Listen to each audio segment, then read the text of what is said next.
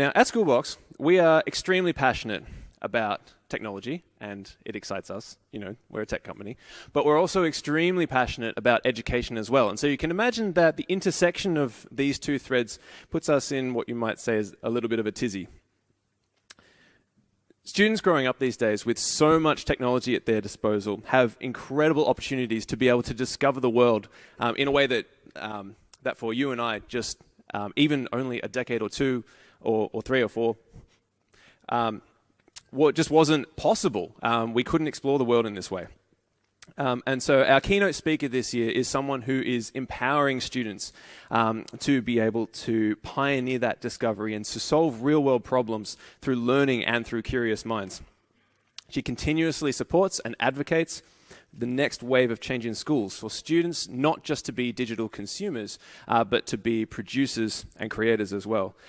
She has a Master's of Education specializing in knowledge networks and digital innovation, and she is a recipient of the Victorian Department of Education and Training Education Excellence Award Primary Teacher of the Year, and is a co-founder of Code the Future, a global community of volunteer developers and educators providing opportunities for students of all ages in all locations to learn how to code. Ladies and gentlemen, please put your hands together and give an exceedingly warm welcome to our guest speaker this year, Bec Spink.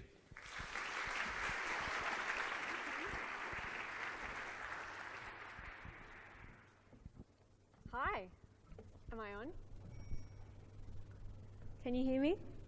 Yes, beautiful. Excellent. Good morning, everybody. Thank you for the lovely, warm introduction.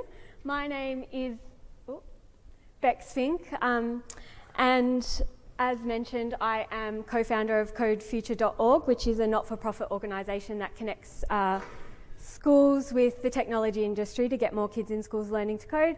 And I'm also an assistant principal by day at Aitken Creek Primary School, which is a growing school out in the northern suburbs of Victoria, out in Craigieburn. So before I do a lot of talking, I would like you to have a little bit of a chat at your tables around this question. So as a child, when somebody asked you what you wanted to be when you grew up, what did you say? Go.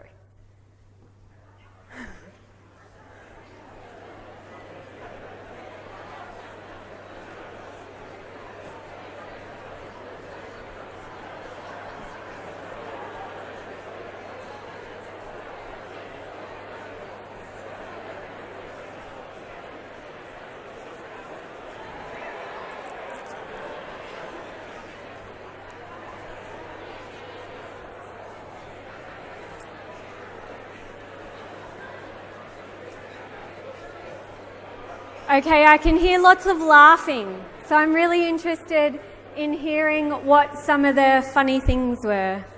Shout out some of your responses. Anybody? A footy player. Architect. A pilot.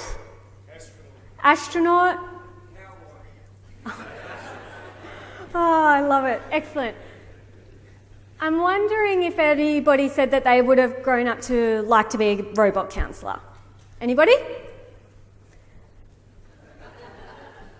Where, you know, their job description would be to match people with live-in service robots, and they would have to have a basic social worker background, plus an extensive knowledge of technology and of robots. Nobody? How about a digital currency advisor? So we've all heard of Bitcoin, I would hope. A digital currency advisor would help people grow their Bitcoin fortune.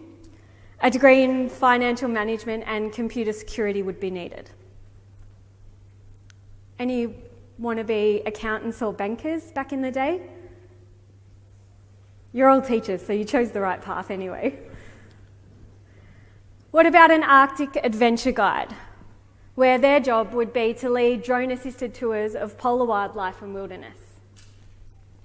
They would need to have aviation and outdoor survival skills and also know a thing or two about drones. Or a drone manager, so set and enforce standards for fleets of drones. You'd need to be adaptable to change, innovative. You'd need to know a lot about computer science and be an overall system thinker. Or how about an autonomous transportation specialist? I actually don't think that this job is too far away. Their job would be to oversee and coordinate the safe passage of goods, products, materials, or people in autonomous vehicles. They'd need to have an understanding of autonomous vehicle laws, quick thinking, and problem solving. Has anybody been in a Tesla yet? Yeah, a few. Did it scare the Jesus out of you? It scared me when it reverse parked and 0 to 100 in less than 4 seconds. A virtual reality tour guide. VR is becoming a huge thing at the moment. A VR tour guide would need to program, visit and guide groups through virtual worlds and realities. They would need to know programming, they would need to be a great communicator and quick thinking.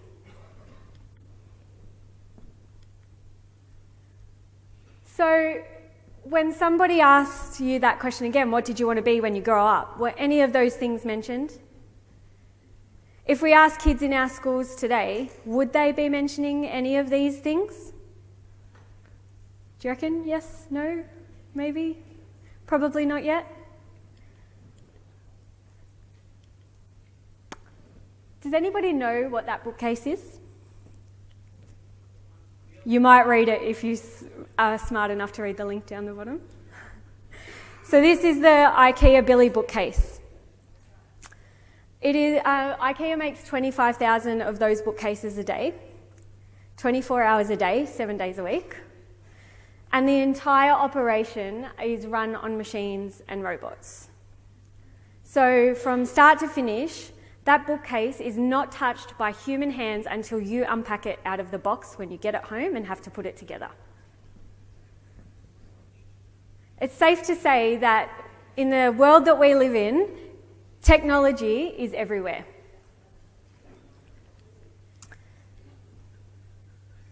Part of our job as educators is to make sure that the next generation are prepared to not only just live in this world, but thrive in it. Ensuring the next generation of students have the skills needed for the workforce of the future is critical to ensuring Australia's future prosperity and competitiveness on the international stage. We need to help kids think outside the box when they're thinking about what they might like to do or be when they're adults, or what problems they might like to solve as adults, but also as children. We want to move kids from users to creators. So in order to do that, the Australian curriculum now has a new technologies curriculum, and it's broken down into 2 areas, and that's digital technologies and design and technologies.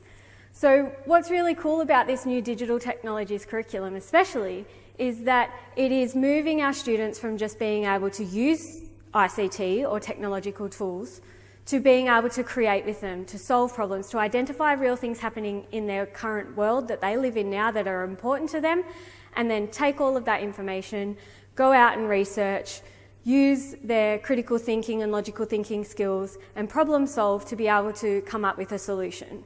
And they're doing this from year 2. So the whole purpose of this curriculum is to build those skills and help these students grow up to be creators, not just consumers of technology. This video that we'll watch in a moment was made from in South Australia as an explanation of how the curriculum works and the purpose. And I suppose it's a really good reflection to have a think about, are you doing these things at your school, or are students at your school capable of doing some of these things, and what kind of citizens are we helping for the future world? What kind of kids or adults do we want to see? And do you think yet that they'll be anything like the young girl in this video? Thanks.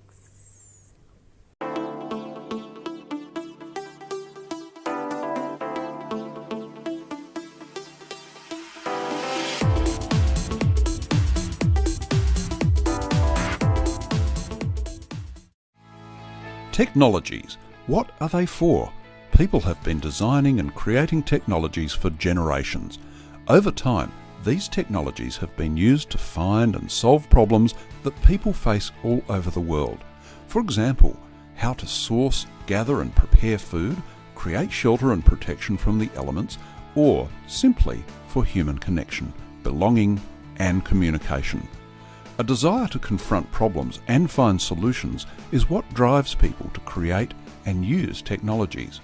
Finding ways to make life easier, more convenient, or improve living standards for everyone in the community are what technologies are all about.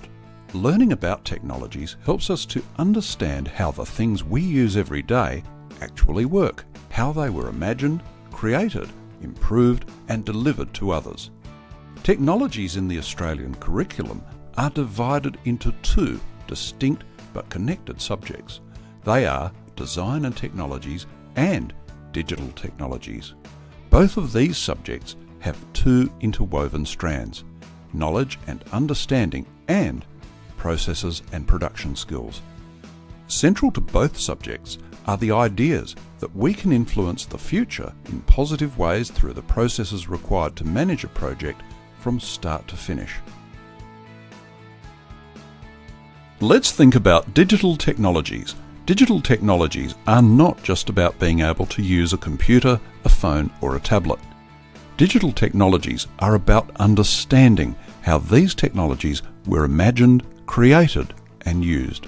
Digital technologies in the Australian curriculum involves using computational thinking to come up with creative solutions that could lead to better ways of doing things.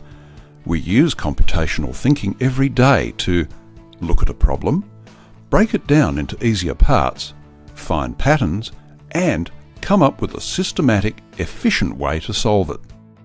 To do this, we need to collect, find, and use data.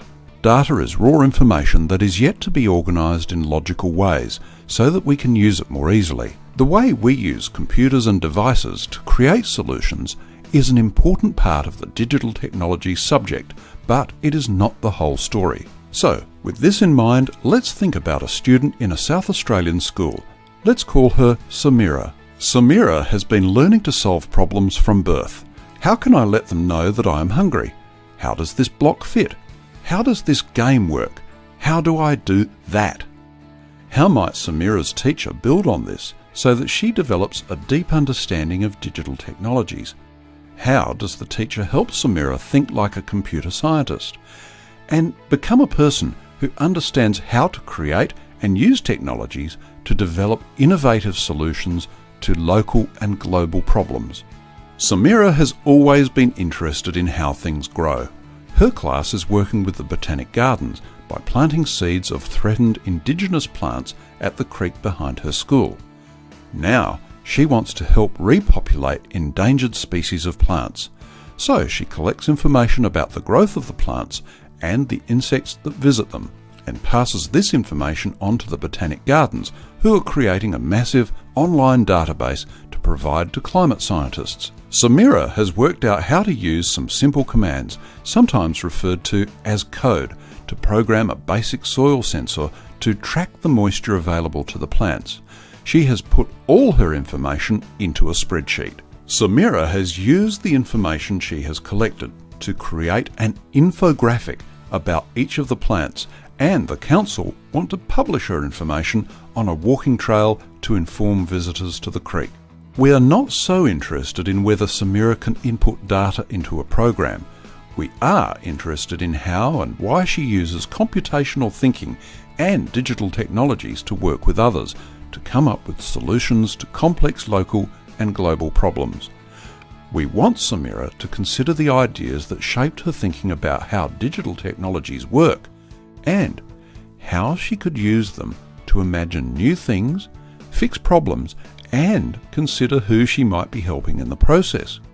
We want Samira to take these concepts into her everyday life and understand that digital technologies can be used to create solutions that can make life easier or more convenient for people in her immediate or global communities.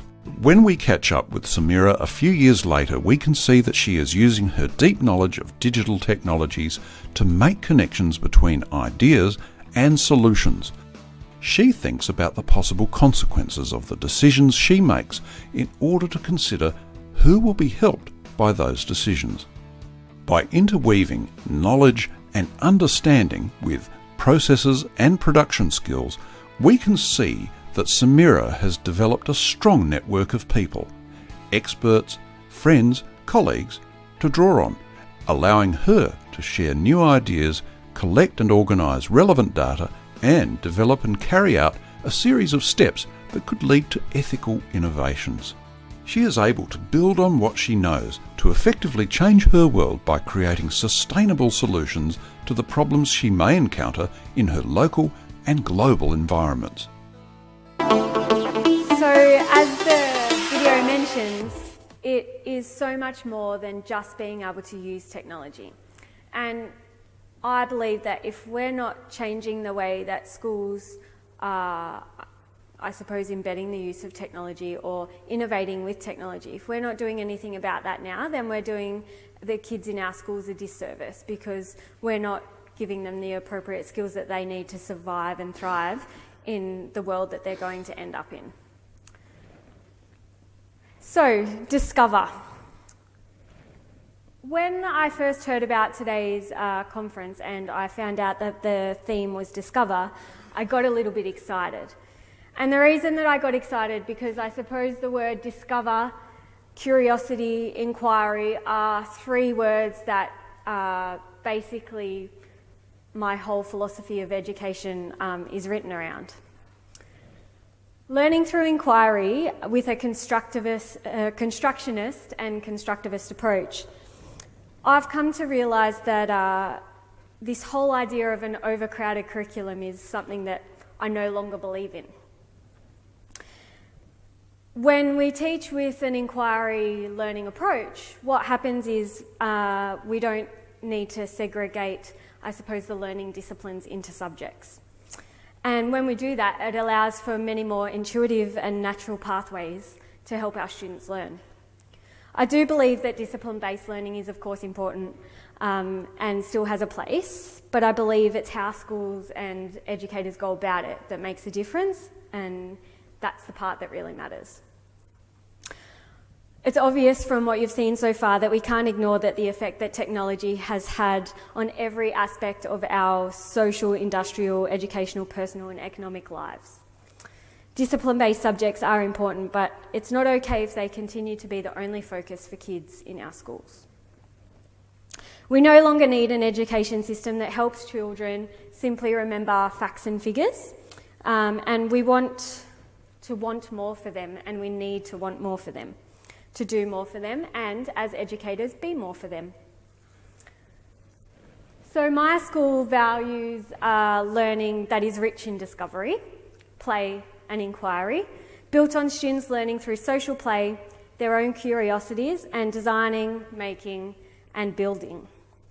Our teachers guide and question when needed, provide the foundation for oral language development, and focus on developing students to be curious thinkers, questioners, researchers, collaborators, and self-managers. This all happens mostly in a child's first year at our school. Early literacy development, reading and writing skills are a natural progression from this. It is constructionist learning for 5-year-olds. If you don't know who Will Richardson is, I would suggest checking him out on Twitter and having a look at Modern Learners. Will Richardson once said that schools were built on a fundamental premise that teachers and knowledge and information were scarce, and this is no longer a reality.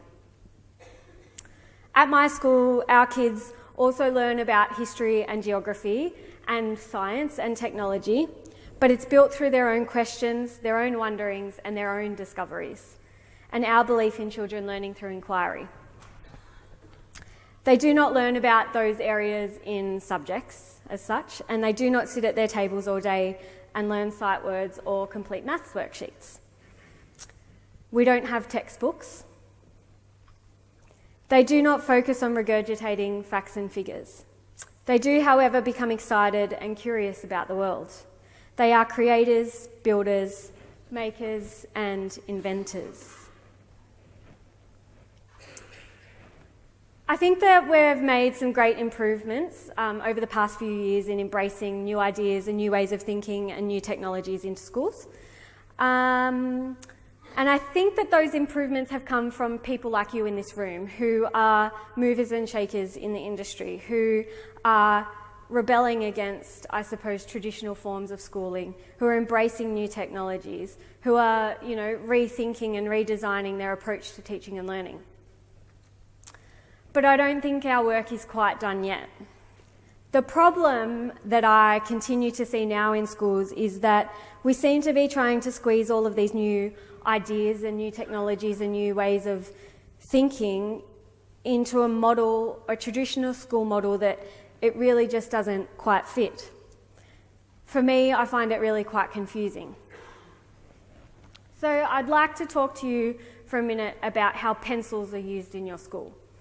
I'm assuming that everybody has pencils or texters or pens in their school. Hopefully. So a way that pencils could be used in schools is where students can only use pencils at school when they're in the pencil lab. Or some classrooms have a small set of shared pencils that they can use. Or pencils at our school are mostly used for students to publish their work. Sometimes students are able to use pencils for research, but not often, as security locks everything down and our students haven't been taught how to use pencils correctly yet. When students go to the pencil lab, they learn specific pencil skills like holding a pencil correctly or how to sharpen it when they're blunt or they break. Students are only allowed to use pencils when the teacher says so. We have a specialist pencil teacher, and students get 1 hour a week with that teacher. We may not have a pencil lab, but pencils at our schools are used just like they would be in one. The humble pencil. It sounds pretty ridiculous when we talk about pencils being used like that in a school. It sounds pretty ridiculous that schools would restrict the use of a pencil or a pen or a texter like that. It's kind of a square peg round hole situation. But what if we change the word pencil there to the word iPad or the word computer or the word technology? Students can only use iPads at school when they're in the iPad lab. Some classrooms have a small set of shared laptops that they can use. When students go to the computer lab, they learn specific computer skills like how to type on the computer correctly or how to force quit an application when it doesn't work anymore. Students only use the iPads when the teacher says they're allowed to. If we think it's pretty funny that the word pencil was used in those dot points and that it was pretty ridiculous and no school would ever do that, then we should be having the same view that no school should ever do these things when it comes to technology. Granted, if you're having a specialised VCE subject around computing, of course, you're going to need specific times. But in general, a computer or a piece of technology or an iPad or a tablet, whatever it may be, should be as fundamental to student learning as a piece of paper and a pencil. You could even go even further and add in the word STEM or STEAM there, or makerspace. Same philosophy. Instead of restricting this type of learning or allowing our children to participate in those types of things, within these restrictions should just not happen. It's about the philosophy of how these things are being used and how our students just have access to that, because that is the world that they're growing up in. The reason that I believe all of that is because of this man, Seymour Papert.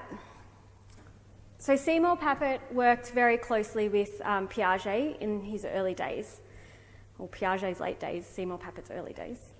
And he came up with a learning theory called Constructionism, which is built on Constructivist learning theory.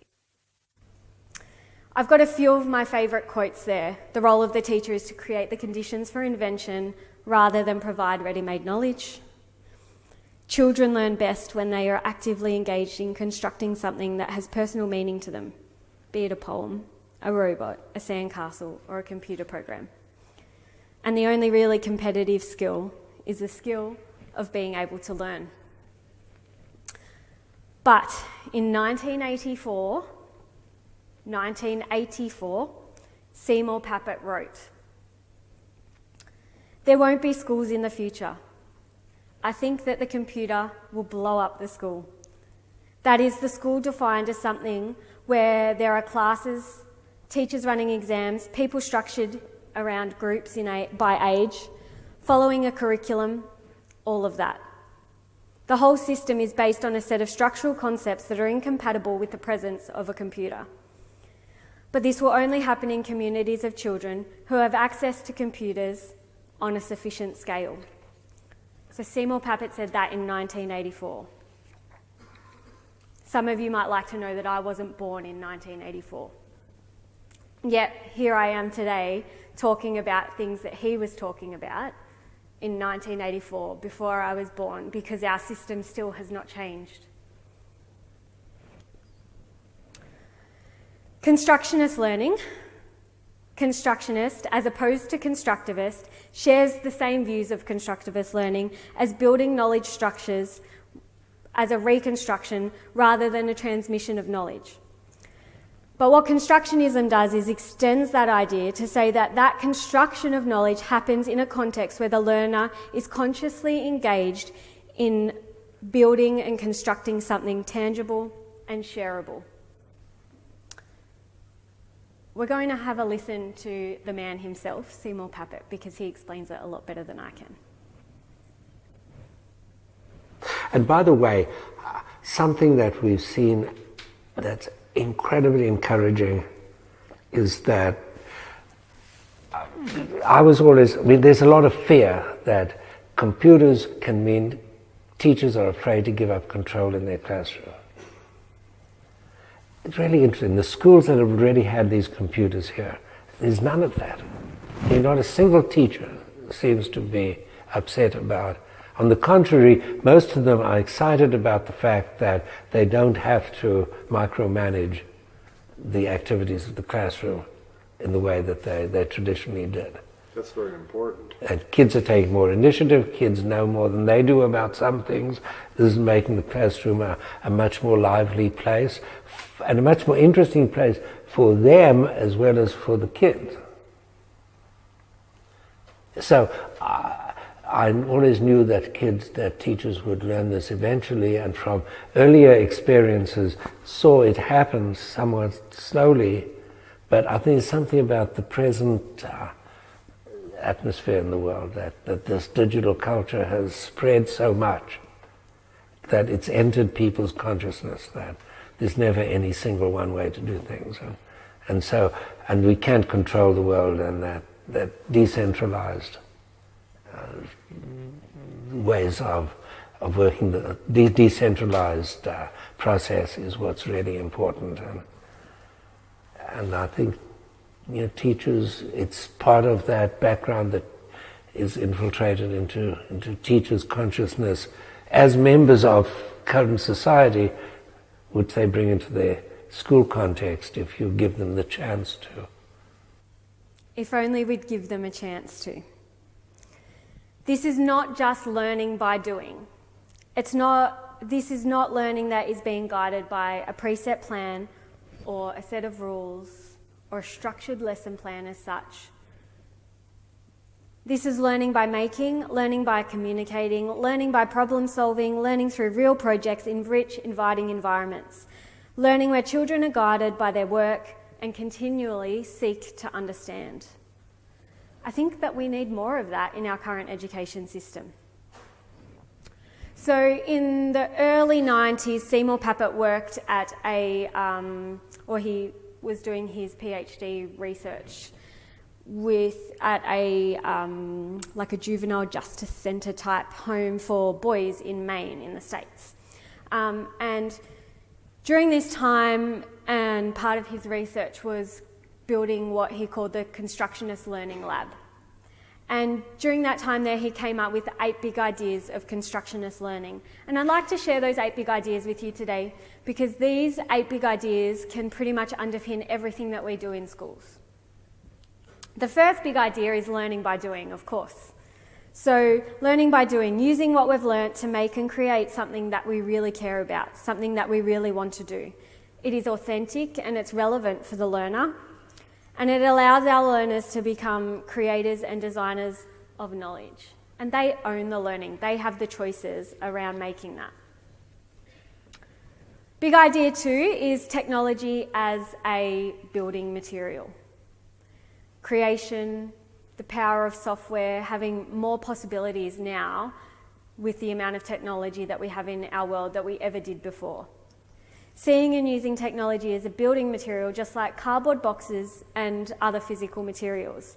We can learn a lot more about how something works if we use it to create with. One of my favourites, hard fun. So fun doesn't always mean easy.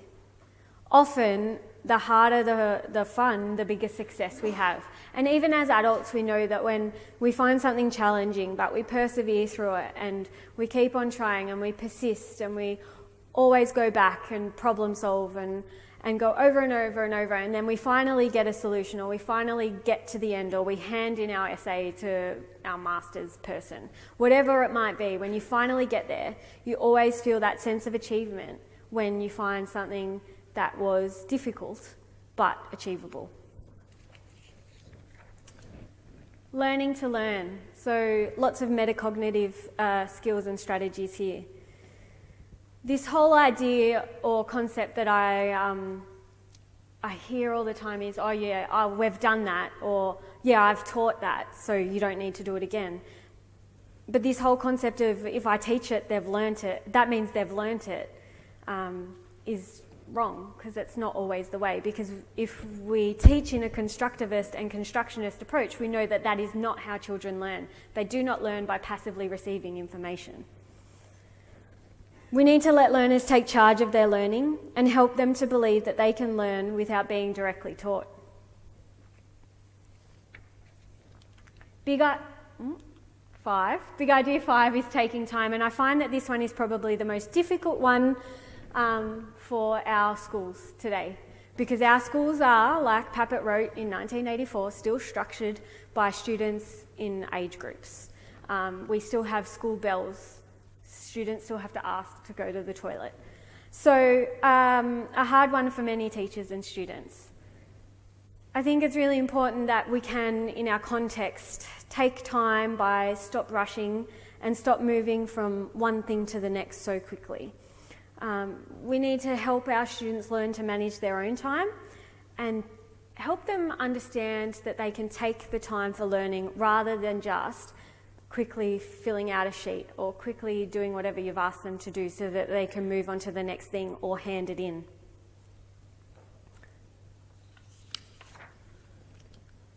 Number 6, you can't get it right without first getting it wrong. And there's a Thomas Edison quote that you've probably heard before, but it really resonates with me around this big idea, in that I've not failed, I've just found 10,000 ways that won't work. When we're engaging in projects and making and building and creating, of course it might not work the first time, but we keep persisting. We problem solve, we reflect, and we go again. And when we go through that design thinking process, the possibilities are endless. Big idea number 7, do unto ourselves as we do unto our students. This is, I suppose, the idea that I resonate with the most, because I have found myself in the past 3 years constantly in this situation. And I think it's really important that we show students that we as teachers, as educators, are in fact learners, first and foremost. I think it's important that students see you question, and they get to see that you wonder and be curious about things. I think it's important that students see that you struggle to learn something new when it is hard fun. let them know you as a learner and not only a teacher. And I suppose the first time that this really resonated with me and changed some of my thinking was a few years ago. My school got a package of Intel Galileo boards delivered. Now, I'm a co-founder of an organisation that puts coding mentors in schools, but I cannot code. I can do a little bit, HTML if that counts. But I believe in what that type of thinking can do for our students.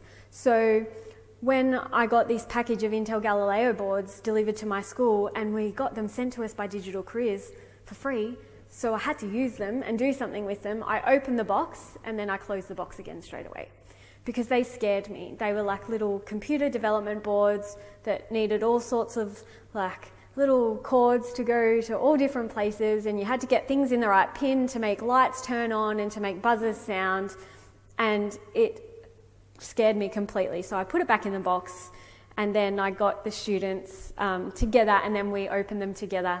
And then during that process, they were leading me to help me learn what these Galileo boards could do, not vice versa.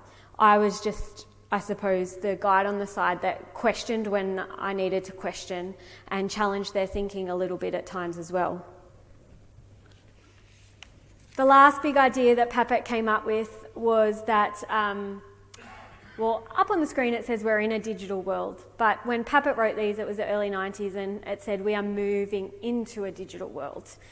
So it was 1999, and I think that we're there. We've been well and truly there for a few years now.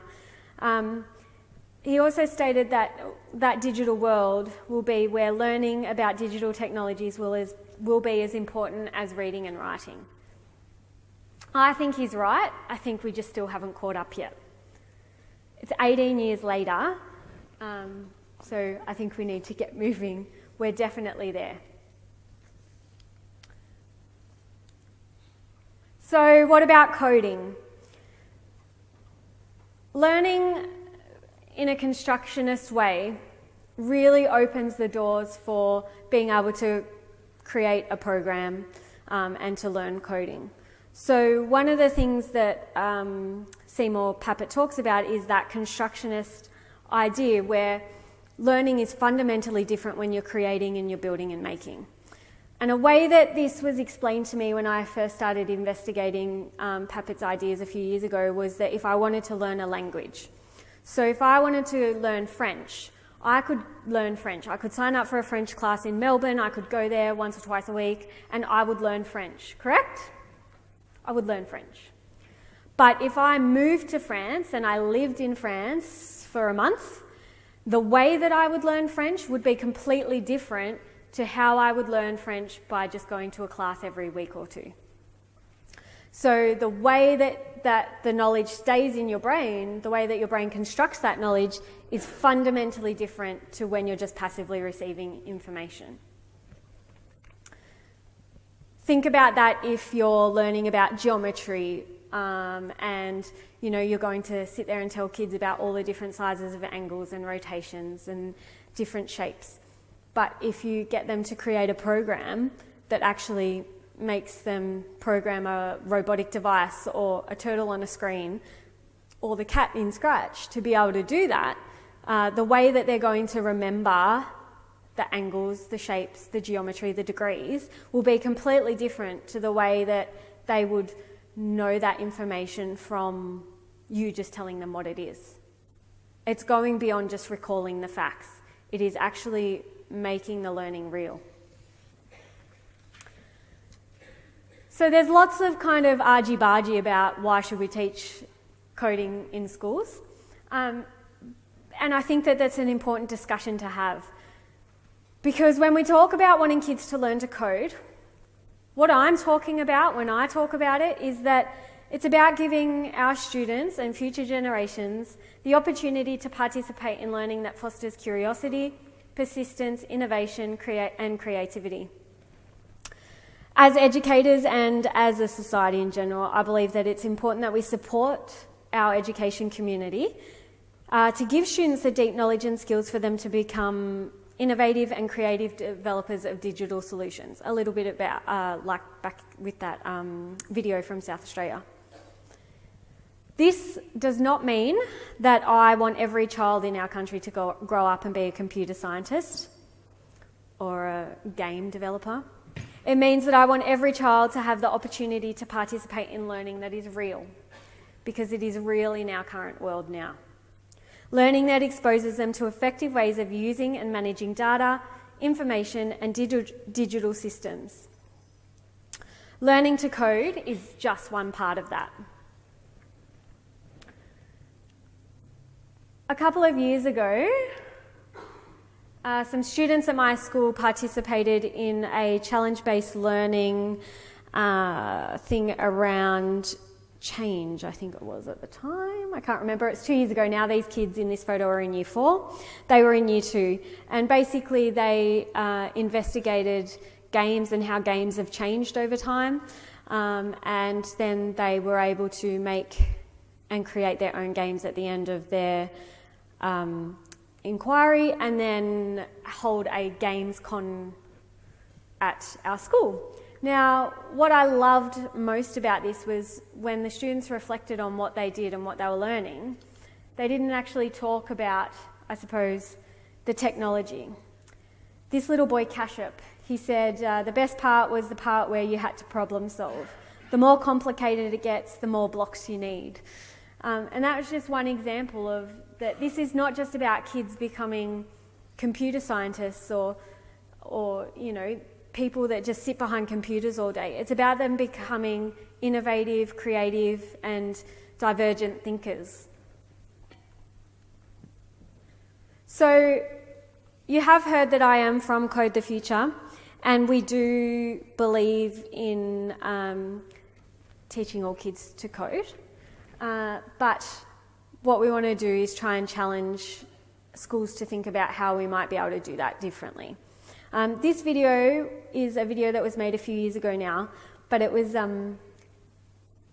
from a very first project. It was the very first project that said that our idea was going to work, and it was when we had our very first volunteer go into a school in Clifton Hill.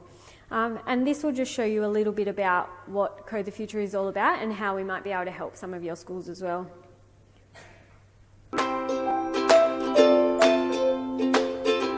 We're at Clifton Hill Primary School and my name's Lily.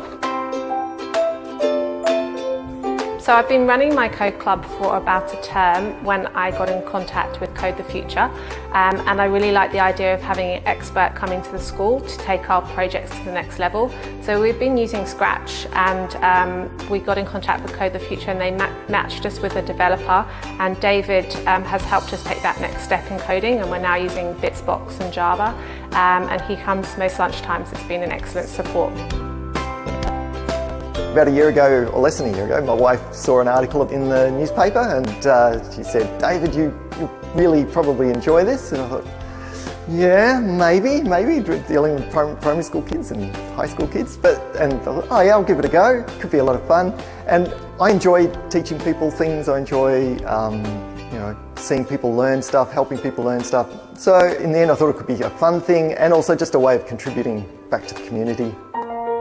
We've been learning how to use brackets and words to make video games. The main thing I've learned about coding is like what to do and when to do it. Basically just I've been doing little exercises, and it doesn't matter what you make, it's just that you're being creative. Well, I like gaming and video games and digital technology, so it's fun to have the education rolled into that too. Some of the students are doing a lot of coding at home, so I think it's a way that they can use that knowledge now in school.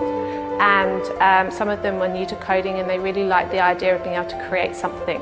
So and making a game is an easy one for them to relate to, and for them to be able to see that they can make the computer do what they want it to do has been fantastic, and they really enjoy it. There's a couple of main things that they're doing here. One is called Scratch, where they've got these drag and drop, really easy to use blocks to create their programs with, and that's really good fun, and it's really easy to learn with that.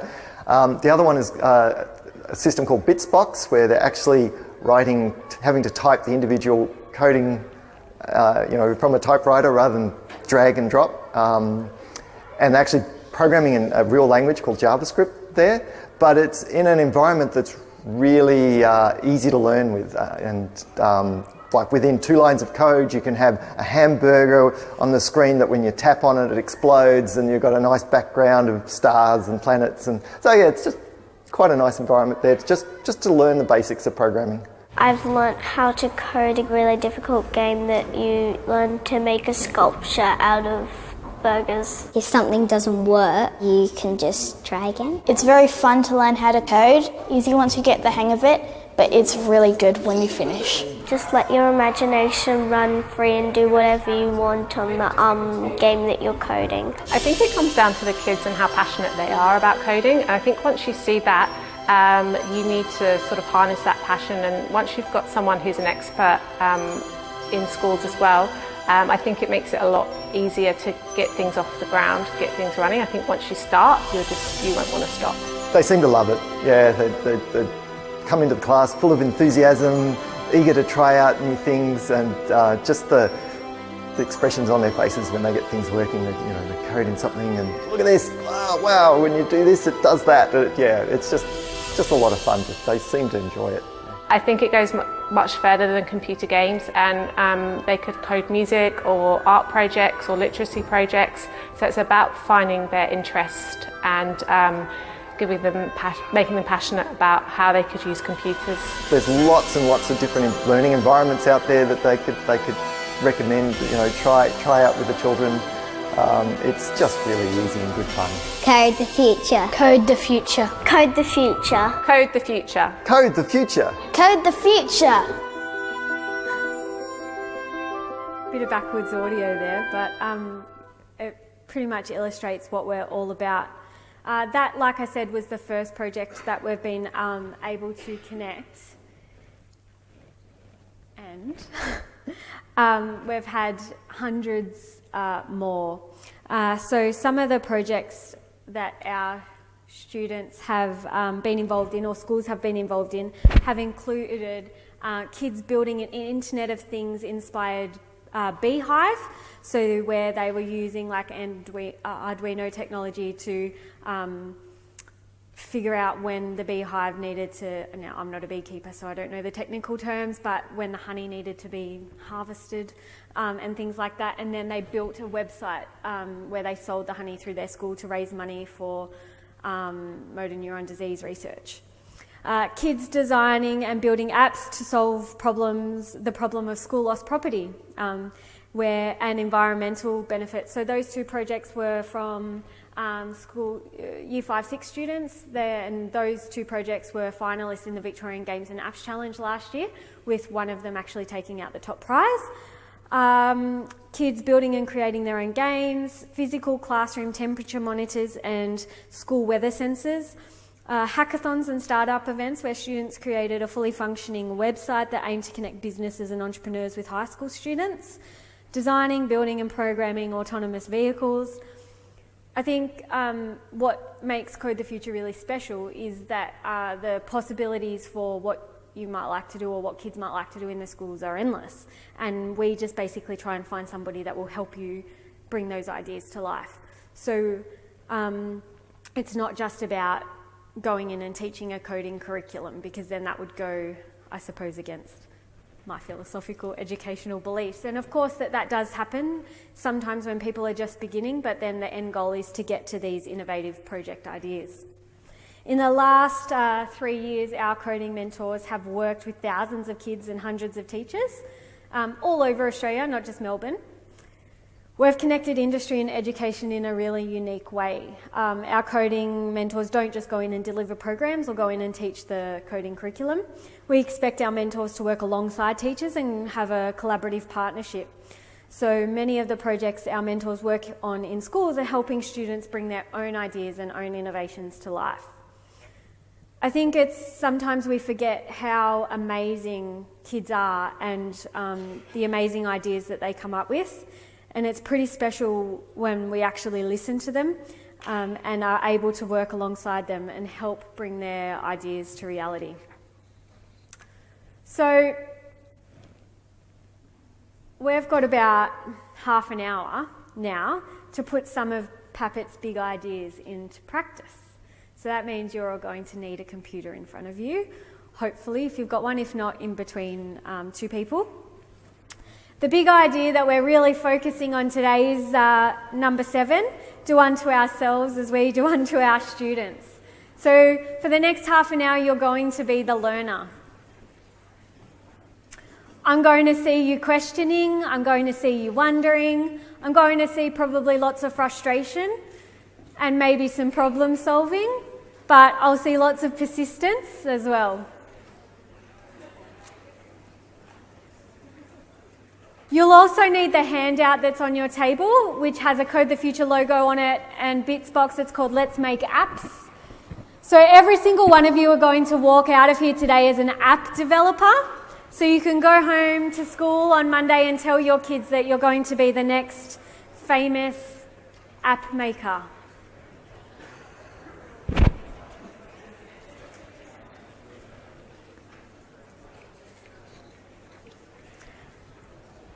So Bitsbox will work on an iPad or iPad or a tablet, but it can be a bit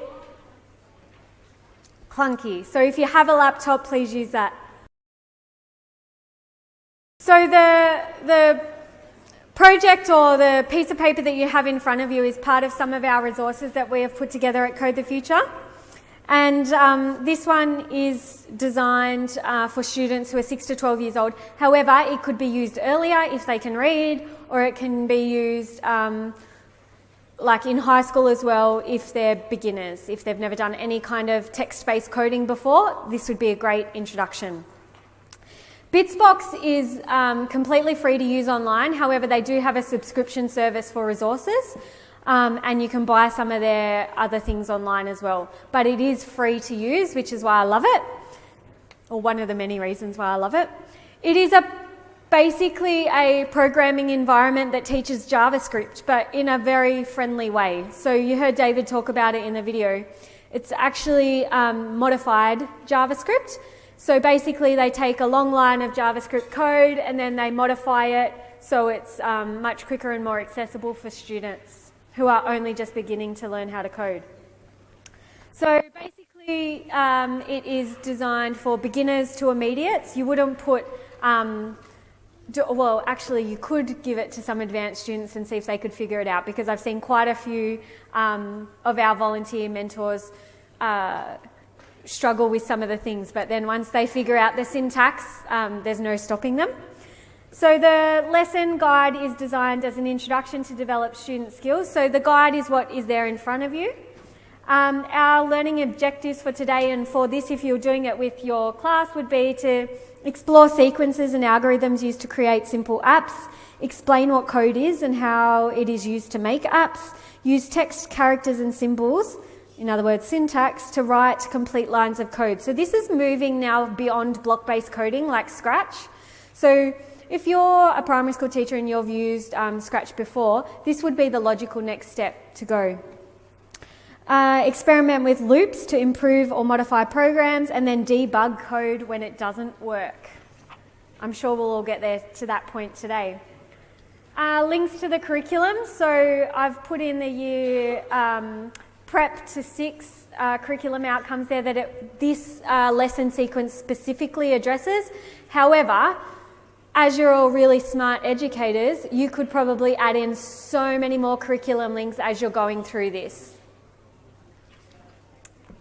So to do it, as it says on the worksheet, you just need to go to bitsbox.com/go. You click on the big yellow button that says Let's Build Apps, select New App, and then you follow what's in the sheet there. So you type exactly what it says, and then there'll be challenges at the side for you to change things. What is really cool about Bitsbox is that once you've created an app, you can actually share that with anybody. You can share it out on social media because it is web-based. So anybody can click on your app and play it anywhere. That is amazing. I've done this with so many kids, and as soon as you show them that, they save that link, they write it down, they get their QR code because there's a QR code that it instantly makes, and they're taking it home, they're showing their parents, they're playing it with their brothers and sisters, and they absolutely love it because it is instant. So if you share your app and then you go and make changes to it, the changes will appear in the link. So be careful if you're doing that. So if you're going to create one app, then go back and create a new one. I'm going to come around and see what you're doing, but make sure we're going back to Papert's big ideas.